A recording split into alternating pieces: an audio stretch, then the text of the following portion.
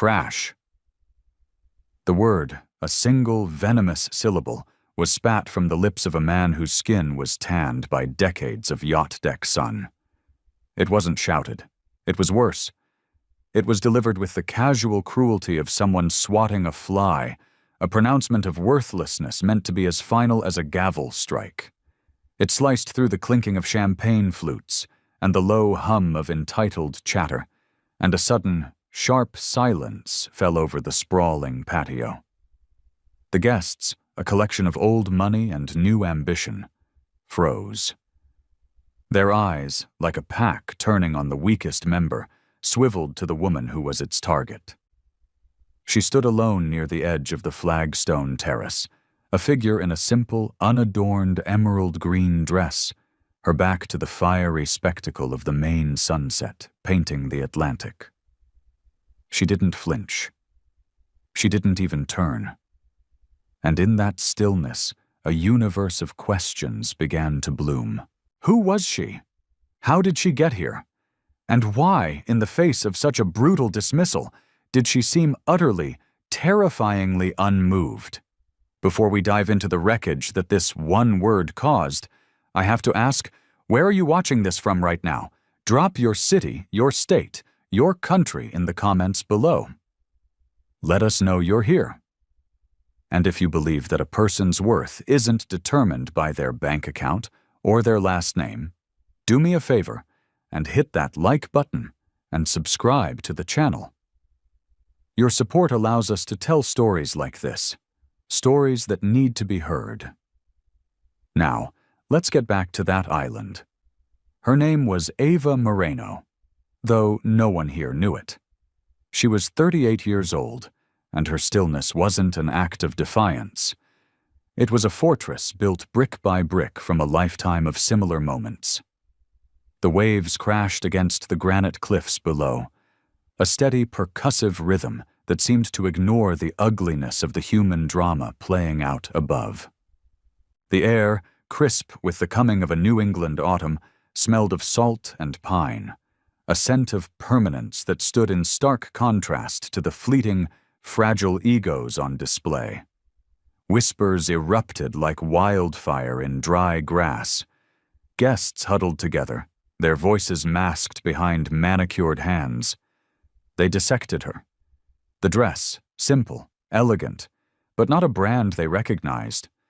Her hair, pulled back in a severe, functional knot, not a strand out of place.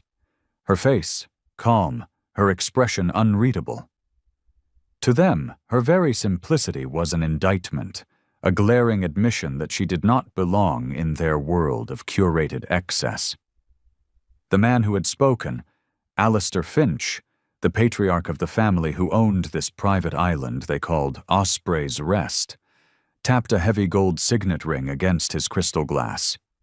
It was a signal. From the shadows near a massive stone fireplace, two men in crisp, white security uniforms detached themselves. Their movements were slow, deliberate, the practiced gait of men paid to remove problems quietly. They began to walk toward her, their polished black shoes making no sound on the expensive stone. Ava let her gaze drift past them, out to the horizon where the last sliver of sun bled into the deep purple of the ocean. It was in this stillness that she found her power. It was an anchor dropped deep into a part of her soul that no storm, no insult, no amount of inherited wealth could ever touch. For a breathless moment, the world seemed to hold its collective breath. Then, the poison began to seep back in. She must have come over with the catering staff. A woman with diamonds dripping from her ears whispered to her companion. "Wrong party, sweetheart. The help eats in the back," another man chuckled, his voice thick with scotch and condescension. "I'll handle this," a younger voice, Alistair's son, declared, with an inherited arrogance he hadn't earned. The family let out a series of short, brittle laughs. It wasn't the sound of humor. It was the sound of a pack reinforcing its own dominance. And yet, Ava did not argue. She did not plead. She did not defend. She simply stood where the manicured terrace met the wild, untamed view, her green dress a slash of vibrant life against the fading light. Her silence was a mirror, and in it their ugliness was reflected back at them, magnified. It was a silence she had perfected over years of enduring the same judgment, the same dismissal, in 1,000 different forms. She remembered being 22, standing in the marble lobby of a 5-star hotel in Charlotte, North Carolina. She'd saved for 6 months to take her parents there for their anniversary. While she waited for them to arrive, the front desk manager had approached her, his eyes raking over her department store dress. "Guests only in the lobby," he'd said, his voice a low, humiliating drawl. He'd looked at her ID, smirked, and added, "People who stay here don't look like you." He had security escort her onto the street just as her parents' taxi pulled up, the shame burning a brand on her soul. She remembered being 29 in a sterile bank manager's office in Boston.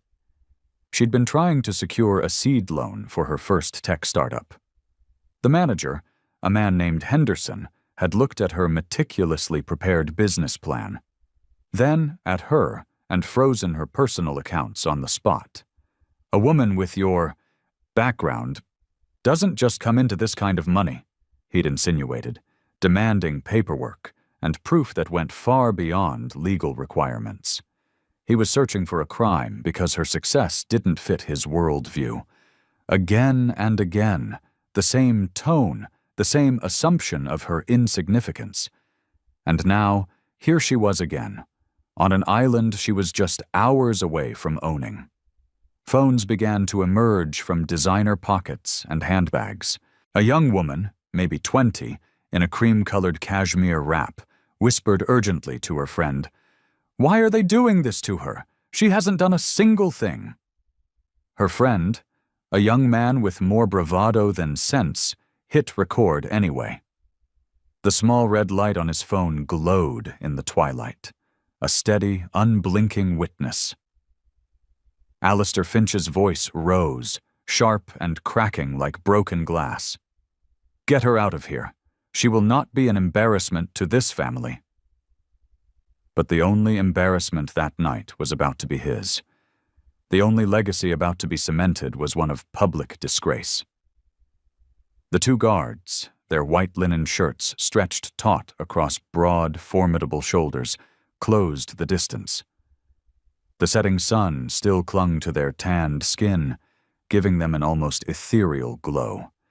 Angels of expulsion.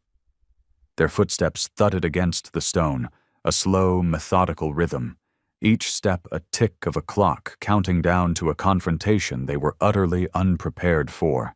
Alistair didn't spare them a second glance. He didn't need to. In his world, his orders were absolute. His will, law. The guests shifted. A collective, uneasy rustle of silk and wool. Champagne glasses were lowered. The manufactured laughter died. One woman, her face a mask of concern, whispered, "She doesn't look like staff. Look at the way she holds herself." Another man, older, with a cynical curl to his lip, chuckled low. "Doesn't matter," he said, his voice a gravelly rumble. "She goes." The unspoken laws of this island, the rigid hierarchy of wealth and bloodline, were being enforced. And tonight, they were pressing down with their full weight on the woman in the emerald green dress. The guards stopped, mere inches from her. The taller of the two extended a hand, palm held outward, the universal gesture for stop and go. It was a gesture meant to halt, to remove, to erase. "Ma'am," he said, his voice not harsh, but freighted with a finality that was somehow worse. It was a practiced tone, honed to neutralize any argument before it could begin. "You need to come with us." Ava didn't move. Not a shoulder, not a hand. Her gaze remained locked on the horizon, where the sea and sky had melted into a single bruised twilight. The silence around her grew thick, heavy, charged with a tension that was becoming unbearable. Alistair leaned on an ornate, silver-headed cane, a faint, smug smile playing on his lips. He decided to twist the knife. "This is a private island, you see," he announced, his voice carrying across the patio. "A sanctuary. People pay millions for the privilege of being here, for the sand beneath their feet. They either buy their way in, or they stay out." He paused, letting his gaze sweep over her simple dress. "And you," he let the words hang, heavy and sharp with poison, "you will never, ever be able to afford this kind of sand." Laughter erupted from a small, tight knot of Finch family members behind him, short, brittle bursts of sound that sprang not from genuine humor, but from the absolute certainty that their position was unassailable. But a challenge was already brewing in the silent corners of the gathering. The young man with the sun-drenched hair, who had been whispering with his friend now, had his phone propped discreetly on his lap, its lens aimed directly at the unfolding drama. His screen reflected Ava's face, impassive, unbroken, serene. As the shadow of the guard fell over her, he murmured to his companion, "They have no idea. They literally have no idea who they're talking to." The second guard, growing impatient, reached for her elbow. It was a gesture of ownership, of control. And that was when Ava Moreno finally moved. It wasn't a flinch. It wasn't resistance. It was a single, deliberate step backward. A small movement that had the seismic effect of shifting the entire focus of the scene. It wasn't she who was being cornered anymore. It was they, the guards, the family, who were suddenly under a spotlight of their own making. Her dress caught the breeze from the ocean, the emerald fabric seeming to glow against the deep indigo of the coming night. She was impossible to mistake, impossible to ignore. A new wave of murmurs rose from the guests. A woman in a formidable pearl necklace frowned, her brow furrowed. "She doesn't look afraid," she observed to her husband. Alistair scoffed, louder this time, performing for the circle of onlookers. "That's not fearlessness, that's arrogance, the kind of cheap arrogance that ends with security escorting you off my island."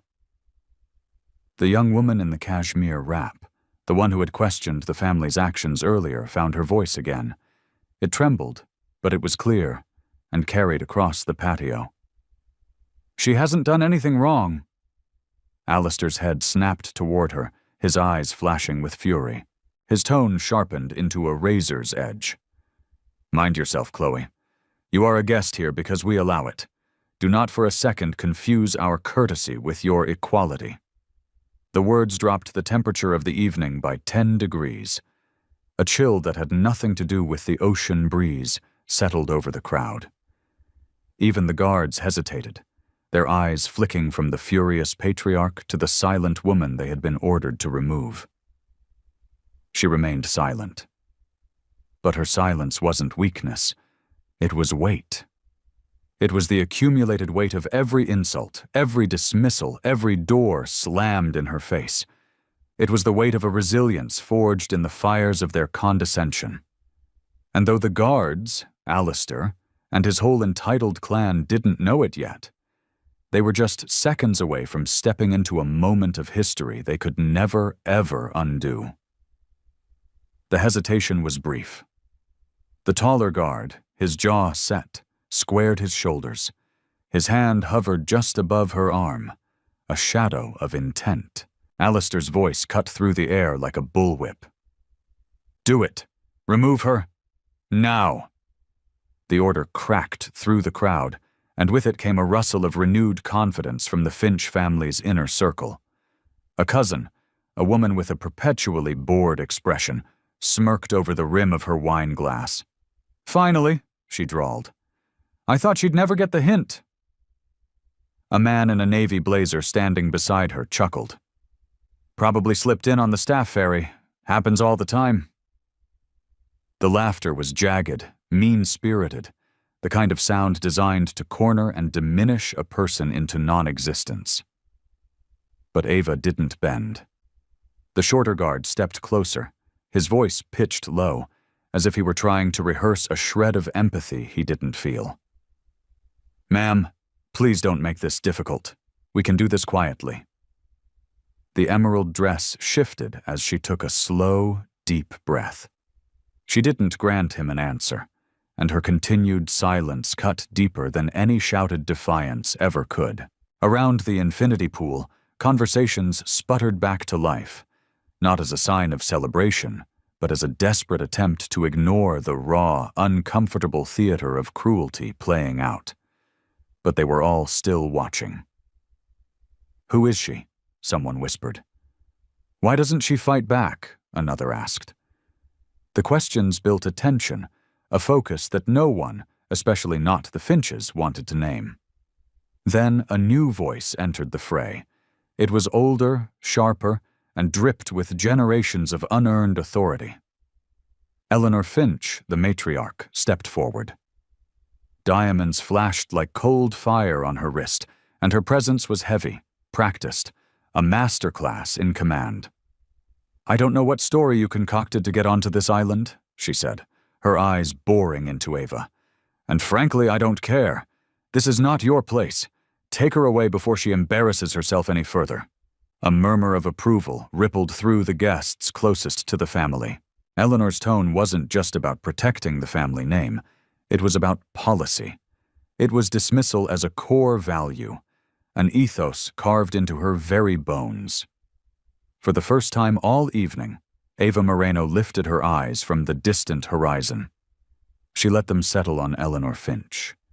She said not a single word, but her look, steady and appraising, landed with the weight of a verdict waiting to be read.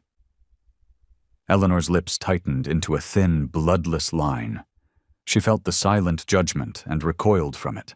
She turned to the guards, her voice sharper. "You heard me. Escort her out." One guard reached for her arm again, his resolve hardened by the matriarch's command. But just as his fingers were about to make contact, another voice broke through, this one from the crowd. It was a young man, not family, not staff, just a guest who had found a spine. "Hold on a second," he said, courage leaking past his fear. "She hasn't done anything. Why are you treating her like this?" Heads swiveled in his direction. His phone was raised now, no longer hidden. The red recording light was blinking, a tiny, insistent beacon of witness. Alistair's jaw clenched so tight a muscle jumped in his cheek. "Turn that off. This is private property."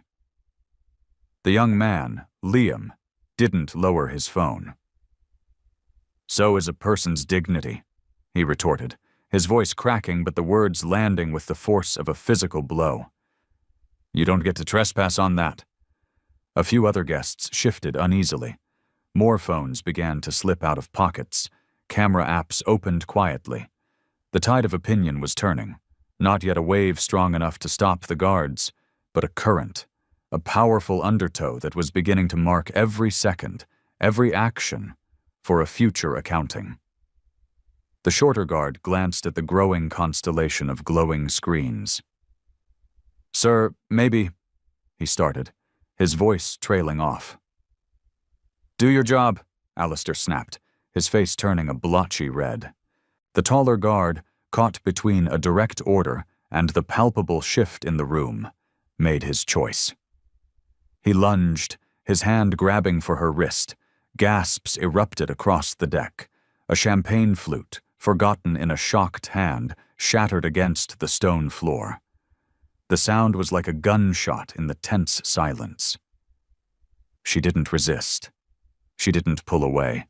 She simply drew herself up, standing even taller, her silence radiating a power that was louder than any plea, any scream. And in that silence, the raw, naked cruelty of Alistair's command became visible to everyone. The patriarch believed this was the end of a minor, annoying interruption. What he couldn't see, what he was pathologically incapable of seeing, was that it was the beginning of his own spectacular undoing. The guard's fingers were a breath away from closing around her wrist. But she didn't recoil. She stood there, as if she were carved from the same granite as the cliffs below, letting the moment hang in the thick, salt-laced air. Then she spoke. Her first words of the entire evening. The question wasn't shouted. It was steady, almost soft, yet it sliced through the hushed conversations and the sound of the surf with the precision of a surgeon's scalpel. "Is this," she asked, her eyes meeting Alistair's, "really how you want to be remembered?" The question landed with an almost physical force. The guard froze, his hand hovering, his grip loosening before it had even fully formed. Alistair Finch scoffed, trying to force a brittle laugh that fooled no one. "Empty words from an uninvited guest. Don't listen to her. She's wasting our time." But time was no longer his to command. The woman in the emerald dress, Ava, lowered her gaze to the guard's hand, still suspended in the air near her. Calmly, she took another small step back, reclaiming her space, a quiet act of sovereignty. Her chin lifted, and her voice, still even, addressed the guard directly. "You're just following orders. I understand that. But I want you to remember this exact moment, because tonight is not going to be erased." The murmurs swelled again. Guests weren't whispering behind their hands anymore. They were leaning in, listening intently, their fear of the Finch family's power being slowly eclipsed by their raw curiosity. Eleanor, the matriarch, bristled, her diamonds catching the flickering torchlight. "Enough of this performance. You've made a spectacle of yourself. Now leave with what little dignity you have left." Ava's silence was her answer, louder and more profound than any retort she could have formulated. She folded her hands loosely in front of her, the emerald fabric of her dress cascading around her like a banner of some unseen kingdom. She didn't push. She didn't argue. She simply remained, and that stillness, that absolute refusal to be baited into their drama, unsettled them more than the most violent defiance ever could. The young woman in the cashmere wrap, Chloe, whispered to the man beside her, "She's not scared. Look at her. Why isn't she scared?" The man, Liam, shook his head slowly, his eyes fixed on the solitary figure holding the line without moving a single inch. Alistair stepped forward, his cane tapping an agitated rhythm against the stone deck. Frustration was sharpening his voice, making it shrill. "You think this is strength? It's arrogance, and arrogance on my island doesn't last long." But there was a tremor in his voice that betrayed him. It wasn't the sound of authority. It was the sound of unease. The memory of the bank lobby flooded back to Ava. The manager, Henderson, slamming her meticulously organized documents onto his polished mahogany desk, his voice rising as he demanded proof she had no legal obligation to provide. She had stayed silent then, too. A deep, unnerving silence that had so unsettled him that he'd called for security. A move of pure intimidation he never should have made. She had walked out of that bank that day feeling the sting of humiliation. But she never forgot the tremor in his voice when she refused to rise to his bait. He had expected a fight, a plea, tears. He had not expected the unyielding force of her quiet dignity. Now, on this wind-swept island, she watched that same tremor reappear in Alistair Finch's clenched jaw, in Eleanor's narrowing eyes, in the guard's faltering grip on his own certainty. The phones continued to rise. The soft glow of their screens illuminated the encroaching twilight like a field of digital fireflies. Someone whispered, his voice carrying in the charged air, "She's making them look like monsters just by standing there." And she was. Alistair slammed his cane once against the deck, a loud crack that made several people jump. "End this!" he barked. But the command felt smaller now, weaker, like a wave crashing too late against rocks that had stood for millennia. She didn't flinch. She didn't move. Her calm had become the center of gravity for the entire evening, and every insult, every threat they hurled at her only seemed to circle back, boomerangs of their own making, destined to hit them with devastating force. In the profound stillness of that moment, the crowd began to realize something that the Finch family, blinded by their own privilege, could not yet see. She wasn't out of place on this island. She was the only one who was truly grounded here. What happens when an immovable object meets a pathetic force? That's the question on everyone's mind right now, and I want to know what you think. Who is this woman? What is her secret? Drop your theories in the comments section. Don't forget to like and subscribe because the answer is coming, and trust me, you do not want to miss it. The voice that cut through the tension next was shaky, but resolute. I'm filming this. It came from near a set of crackling tiki torches, where a young guest, barely out of college by the look of him, held his phone up high. The red recording light blinked like a tiny, insistent siren in the deepening darkness. He whispered to the person beside him, his voice filled with a mixture of fear and conviction. "They can't get away with this. Not anymore." Alistair spun around, his face a mask of rage.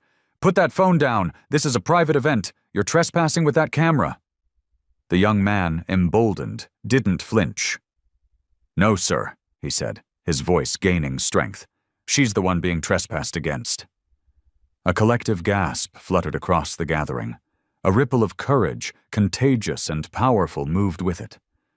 Other phones were lifted, some discreetly from the hip, others held up boldly, defiantly. The glow of their screens illuminated the tanned, shocked faces of the Finch family's inner circle, catching the flicker of unease that was now turning into outright panic. Eleanor stepped forward, her tone sharpening like crystal snapping in the cold. "Shut those off now, every single one of you, or you will all regret being invited here." But the threat had lost its bite. A middle-aged woman standing near the deserted buffet muttered, "What are we even watching right now? She's done nothing." Another guest, a father holding his young daughter's hand, pulled out his own phone, angling it low but keeping it steady. Ava, the woman in the emerald dress, didn't look at the phones. Her eyes scanned the faces in the crowd, her expression changing for the first time, softening into something that looked like a quiet appeal. Then she spoke, her voice low, calm, and deliberate, yet carrying to every corner of the patio. "Justice doesn't need a lens," she said.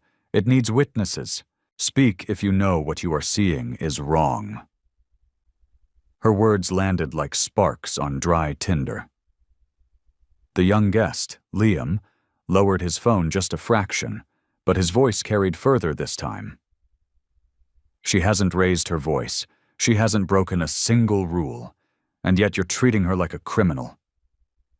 A murmur of agreement followed. Someone clapped. It was a single, awkward sound. Too early, but it shattered the spell of fear.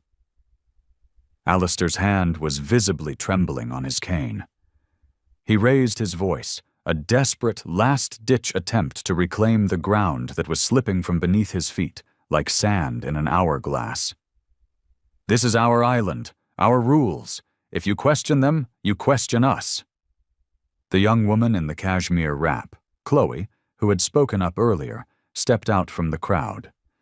Her voice still wavered, but she stood her ground. "Then maybe," she said, her words piercing the air, "your rules are wrong." The air thickened, became electric. Her words weren't loud, but they struck deeper than any shout could have. Eleanor turned on her, her face contorted with fury. "You will regret speaking out of turn, little girl." But more guests began to shift. Small movements at first.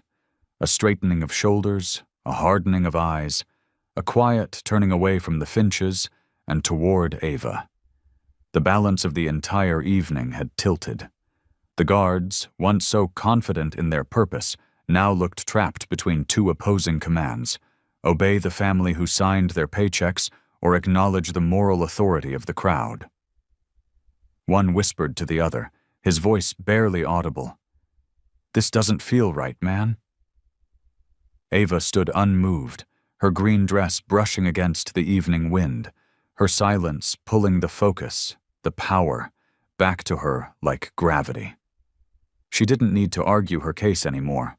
Others were starting to do it for her. And for the very first time, the Finch family began to realize that the narrative was no longer theirs to control. It belonged to the room. It belonged to the dozens of tiny, blinking red lights that were now pointed directly at them. The air cracked as Alistair's brother, a man named Julian, with a face softened by a life without consequence, stepped forward. His blazer was crisp, his confidence more obnoxious than his brother's. He lifted a manicured finger and pointed it at Ava. "Enough of this little charade. You don't have the money, you don't have the pedigree, and you certainly don't have an invitation. Guards, end this now. She's wasting our air." The command was blunt, unashamed, and designed to wound. It wasn't just dismissal, it was an attempt at erasure. One guard nodded, his jaw tightening, preparing to finally follow through. But Ava didn't even blink. Her gaze remained fixed on Julian, the man who had just stripped her existence down to a mere transaction of worth. "You think wealth is your birthright," she said, her voice still quiet. Yet every person on that patio heard every single word. "But dignity isn't yours to deny anyone." The crowd inhaled as one. The words weren't shouted, but they sliced through the arrogance like a razor. Eleanor barked a laugh, a sound as brittle and sharp as shattering glass. "Dignity? Look at you. No jewels, no title, just a cheap dress and a whole lot of defiance. That's not power, sweetheart. That's desperation." A few family members chuckled, emboldened by their mother's venom. One muttered loud enough for everyone to hear, "She probably came on the catering boat." Another added, "Maybe she's hoping to find a rich husband." The cruelty, now naked and unmasked, stung the night air. Guests shifted uncomfortably. A man near the bar whispered to his wife, "This isn't a party anymore. This is a public humiliation." Alistair, sensing a chance to regain control, seized the moment, raising his voice to a roar. "Security! Remove her now!" One guard took a determined step forward, his hand closing into a fist. But then, another sound cut through the tension. Applause. It was soft at first, then firmer. It came from Chloe, the young woman in the cashmere wrap. Her hands were trembling, but she was clapping anyway. "She hasn't done anything wrong, and you all know it," she cried out. Gasps turned into more murmurs. More guests began to clap, a hesitant, fragmented applause. But it was enough. It was enough to fracture the absolute certainty of the Finch family's grip on the evening. Julian sneered. "Oh, so now you're all her defenders? Do you even know who she is? She's a nobody, a fraud pretending to have class." And that's when Ava finally turned, facing the crowd of witnesses instead of her accusers. Her voice remained calm, steady, and devastatingly logical. "You've heard their words. You've seen their actions." She paused, letting her gaze sweep over the faces looking back at her. "Now you tell me, who here looks like the fraud?" The question hung in the heavy silence that followed. Phones tilted higher, camera lenses zoomed closer. Guests exchanged looks, their discomfort hardening into a dawning recognition. Eleanor's diamond bracelet caught the torchlight as she raised her hand dramatically, like a queen ordering an execution. "This ends now. Throw her off this island before the rest of you forget your place." But it was too late. The room had already shifted. The crowd was no longer a passive audience. They weren't just witnesses anymore. They were participants. And their judgment was forming, right there in the open, salt-laced air. And through it all, the woman in the emerald green dress stood still, as calm as stone, watching the Finch family's fragile empire of arrogance crumble, one word, one clap, one recording at a time. The shorter guard's patience finally snapped. His hand darted forward, not for her arm this time, but for the simple glass of water she held. His fingers clamped around the stem. With a vicious jerk, he yanked it from her hand and flung it into the sand, as if her very touch had contaminated it. The water splashed dark against the pale beach, and the sound of the thin crystal shattering against a rock rang out like a verdict. A collective gasp burst across the gathering. A woman near the bar covered her mouth in horror. Someone whispered, his voice trembling with shock, "They just ripped it from her hand." Alistair's voice followed, harsher now, layered with a sickening triumph. "Escort her off this island before she disgraces herself further." The second guard, emboldened by the act of aggression, reached for her arm again. This time his grip closed, tight and bruising, tugging her as if she were a common trespasser caught red-handed. The movement was forceful, and her emerald dress shifted, the fabric snapping in the wind. From behind them, a family cousin sneered, her tone dripping with venom. "She probably did come in on the staff boat. Look at her. No jewelry, no title, just pretending to belong." The words carried like poison on the wind. Murmurs spread, some guests agreeing, others recoiling in disgust. The cruelty was no longer hidden behind veiled whispers. It was broadcast, open, and proud. And yet she did not fight. She didn't jerk her arm free. She let it hang, almost limp, in the guard's grip. Her posture remained impossibly, unnervingly composed. Her eyes lifted, scanning the crowd that had just witnessed this gross escalation. Her gaze was calm, but sharp, as if she were silently recording each insult, each act of humiliation, for a reckoning that was yet to come. Chloe, the sundress woman, trembled, then raised her voice, shouting now, "Stop it! She hasn't hurt anyone." Her words cracked, but they carried. "You're humiliating her for nothing." Alistair wheeled on her, his face purple with rage. "Stay out of this, girl. This family decides who belongs here." Chloe's voice rose higher, steadier now, fueled by righteous anger. "Then maybe the family is wrong." The ripple of shock that followed was louder than any music the DJ could have played. All the while, the guard tightened his hold, tugging her once more toward the edge of the patio. The emerald dress caught the firelight, a flag of defiance in a losing battle. Her silence was iron, and in that silence, a memory rose, unbidden and sharp. 16 years old, Charlotte, North Carolina. A different guard, a different lobby, but the same suffocating shame. She had been told to leave while waiting for her parents, told she didn't belong. That shame had burned itself into her bones. But it hadn't broken her. It had built her. Now here, on this island, with the sand beneath her feet, and 100 pairs of eyes watching, the same humiliation rose to meet her.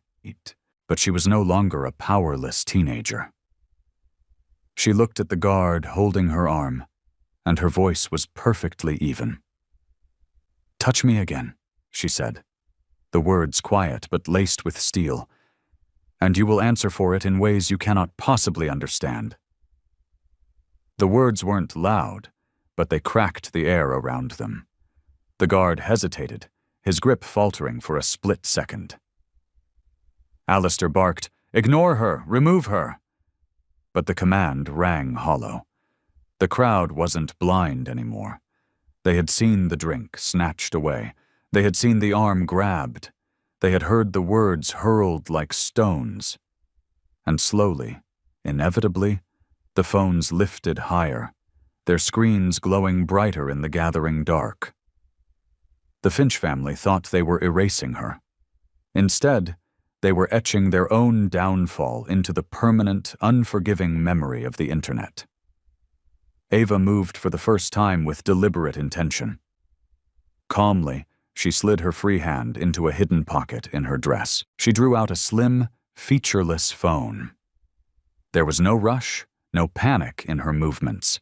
She tapped the screen once, pressed it to her ear, and her voice, though quiet, carried with perfect clarity to every single person on the patio. "Activate acquisition protocol, now." The words didn't shout. They detonated. The guard who still held her arm let his grip go slack. Eleanor Finch stiffened, her diamonds clinking against her wrist as if even they could feel the seismic shift in power. Alistair barked out a laugh, hollow and forced. "Acquisition protocol? Is that your pathetic way of begging for attention?" From the speaker of her phone, another voice emerged. It was brisk, efficient, and utterly unquestioning. "Confirmed, Ms. Moreno. Contracts are ready. Ownership transfer can be executed on your command." Gasps rippled across the deck. Heads turned. Eyes widened. Someone whispered, "Contracts? Ownership of what?" Alistair's laugh died in his throat. "You expect us to believe this nonsense? She's an actress, a fraud." But a seed of doubt, cold and terrifying, had been planted. The guests glanced at one another, their phones still raised, capturing the precise historic moment when absolute arrogance collided with undeniable fact. Ava lowered her phone slightly, her eyes not on the family, but on the crowd. "You asked who I am," she said, her voice resonating with a newfound power. "You mocked my dress. You questioned my presence. But none of you asked the only question that truly matters." She paused. "Why I didn't resist." Her words hung in the air like smoke. Chloe's hand trembled against her chest. "Why?" she asked softly, her voice carrying because the night had fallen so utterly quiet. Ava Moreno met her gaze. "Because you don't fight to enter a place that is already yours." The crowd erupted in a low thunder of whispers. A man near the pool nearly dropped his glass. "She's the buyer," he muttered, stunned. "The anonymous buyer from the journal article? She's the one." Eleanor shook her head violently, her perfectly coiffed hair coming undone. "Impossible! We would know!" The phone in Ava's hand crackled again. The assistant's voice returned, sharper now. "Final confirmation ready, Ms. Moreno. With your verbal approval, the island's deed, along with all associated properties and assets, transfers to your name tonight. The documents are notarized and standing by."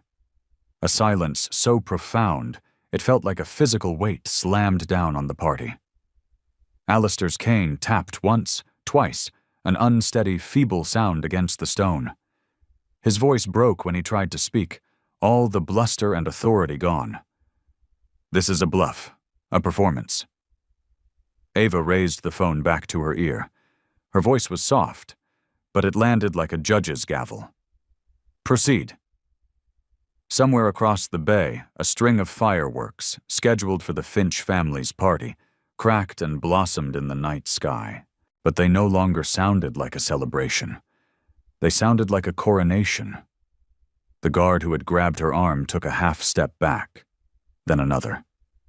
The phones kept rolling.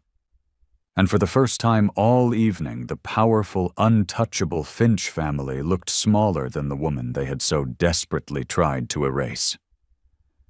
The crowd leaned in, their collective breath held tight as the phone remained pressed to her ear.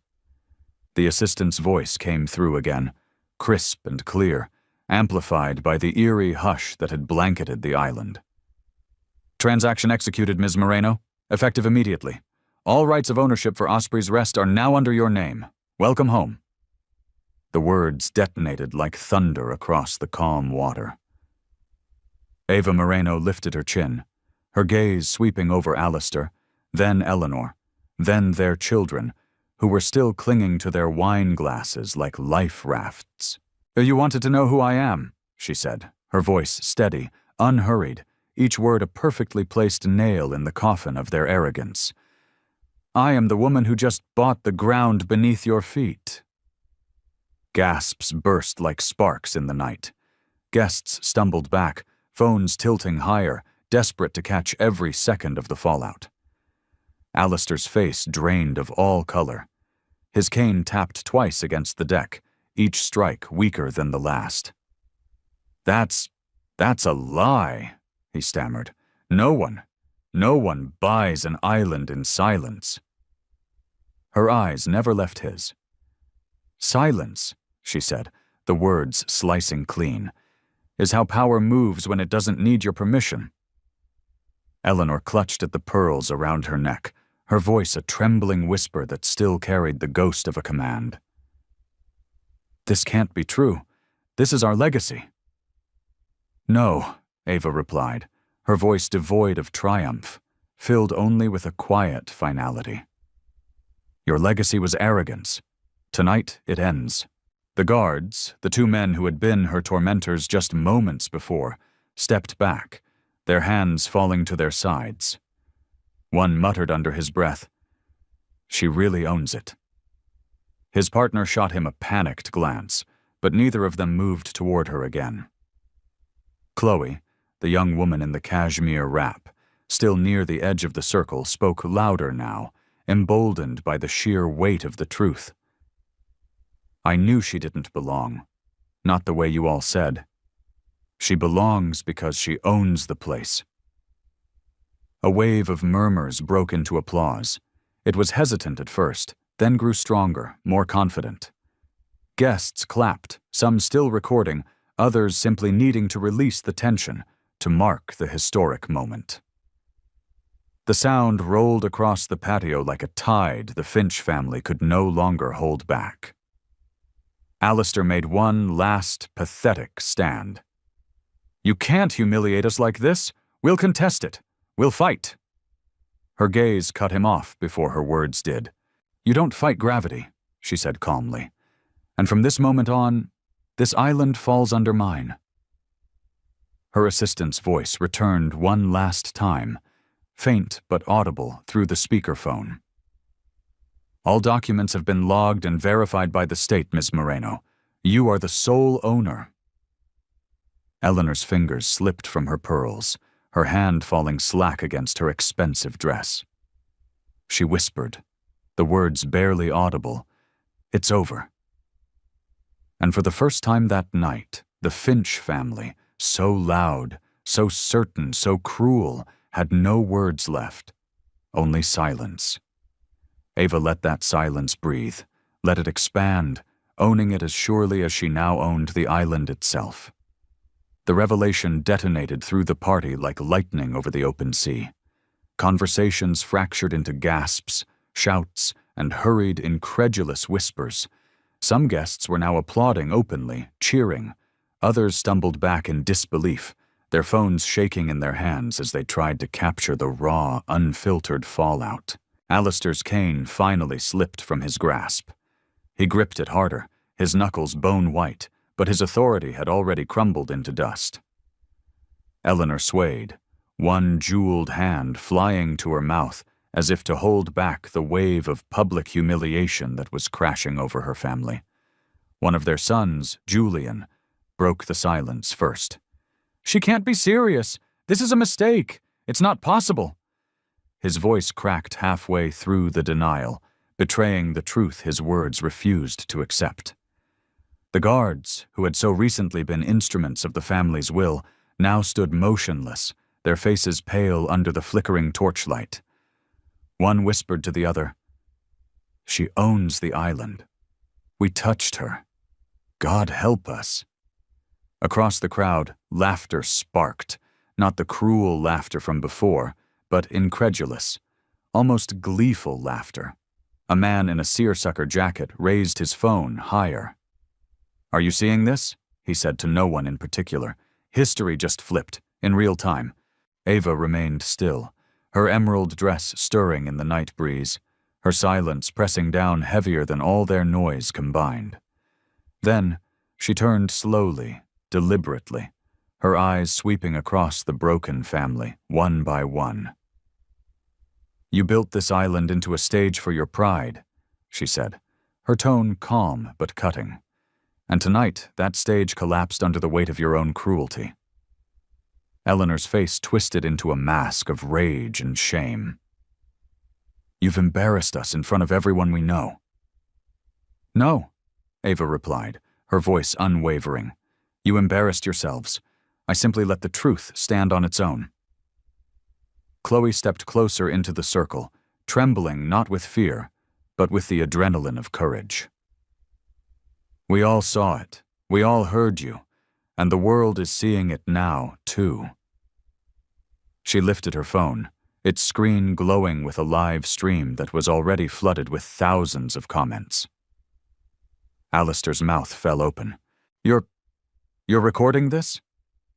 Everyone is, she answered, her voice ringing with conviction.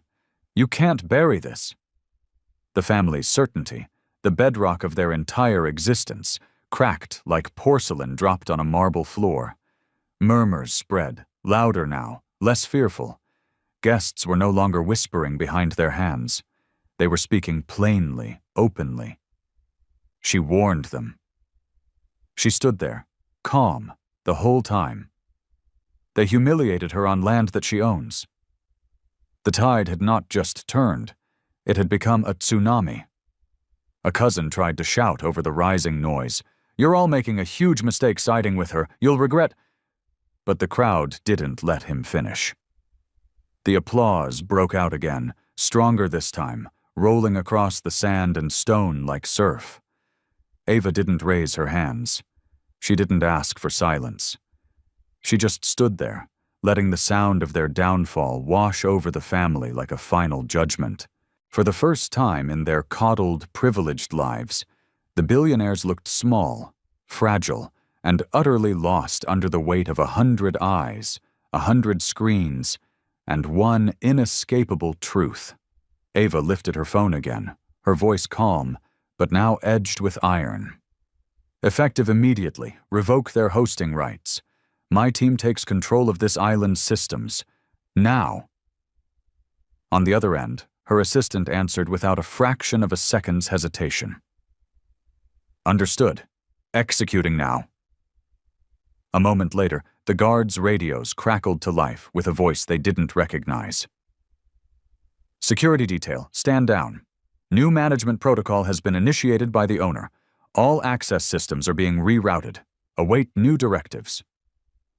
The guards exchanged a wide-eyed glance, then slowly, deliberately, lowered their hands. One took a cautious step back from the family, muttering, She's the owner. We answer to her now. Gasps spread like wildfire. Guests leaned forward, their phones catching every flicker of shock and panic on the Finch family's faces. Eleanor's diamond bracelet slipped down her trembling wrist. This can't be happening. But it was. Alistair swung his cane, which he had shakily retrieved, against the deck in a final act of impotent desperation. You think you can strip us of what is ours? We built this place. Ava's eyes met his, steady and unblinking. You built a monument to your arrogance, she corrected him. I bought the island. Her assistant's voice came through the phone again, sharper this time. Ownership credentials are live. Hosting rights have been revoked. All digital and security systems are now locked to your authority, Ms. Moreno. The effect was immediate and devastating. One of the Finch sons pulled out his phone, scrolling furiously, only to watch his access screen to the island's smart home features blink red. Access denied. Another reached for the electronic control panel near the cabana that managed the lighting and music. Its display faded to black, replaced by a single stark line of white text. Property transfer complete. New owner protocols in effect. Panic, real and visceral, set in. What did she do? She locked us out. This isn't possible. It was possible, more than possible. It was done. It was irreversible. The crowd roared with a mixture of whispers, laughter, and applause. Some guests were openly cheering now. The very same people who had stood by in silence when the humiliation began. Cameras zoomed in on Eleanor's paling face, on Alistair's trembling hand, on their children's looks of utter disbelief. Chloe stepped closer, her voice ringing with the clarity of a bell. "You called her a nobody. You told her she didn't belong, and now she owns the very ground you stand on." The family crumbled under the weight of their own cruelty. Alistair stammered, "We'll sue. We'll fight this."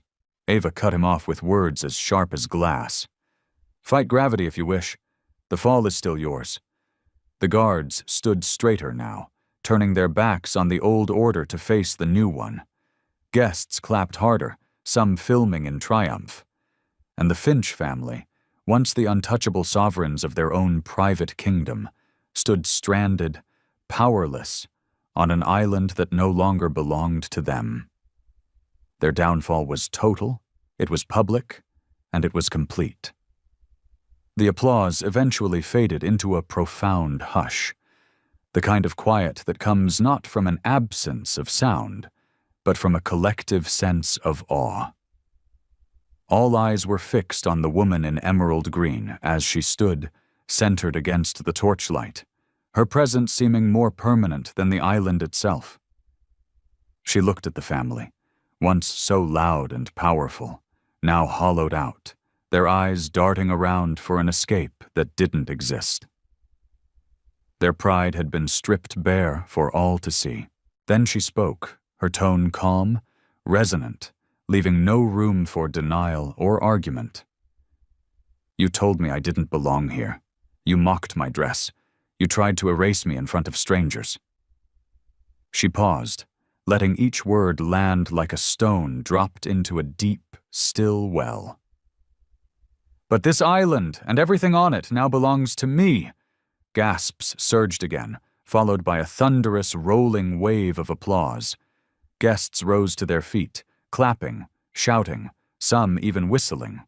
Phones captured every angle of the drama, every tear of disbelief streaking down the faces of the fallen family.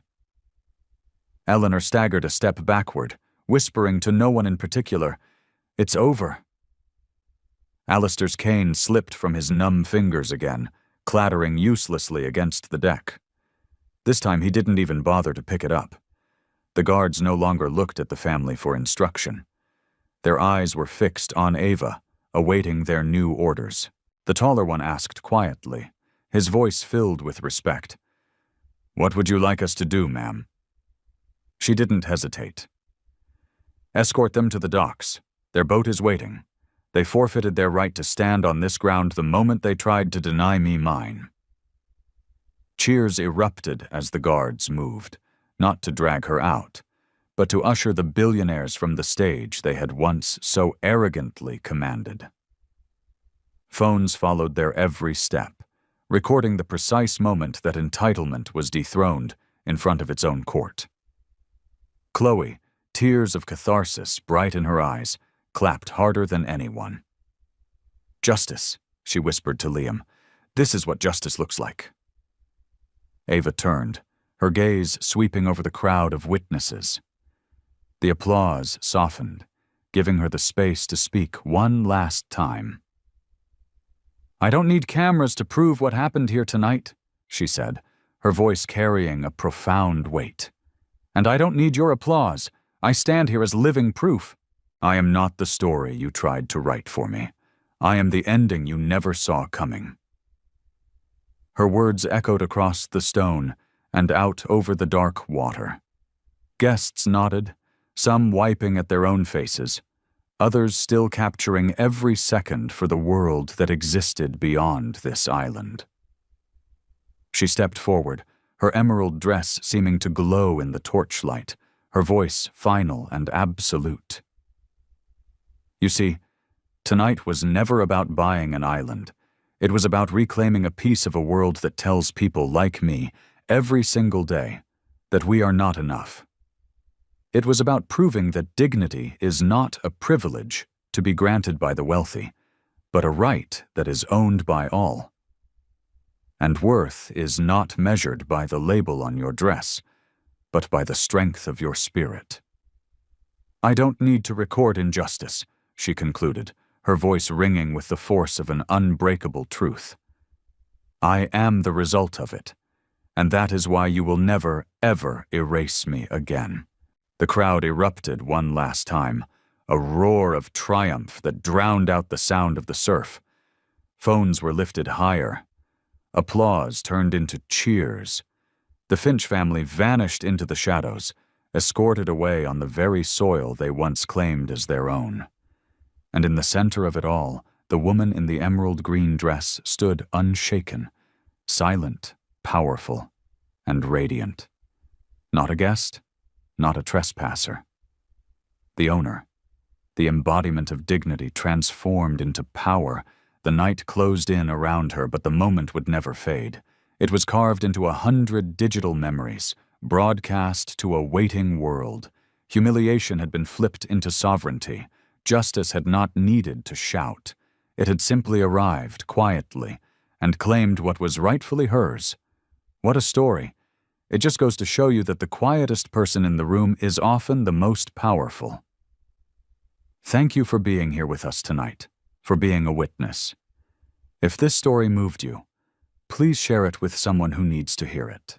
Don't forget to hit that like button, subscribe for more stories that matter, and let me know in the comments.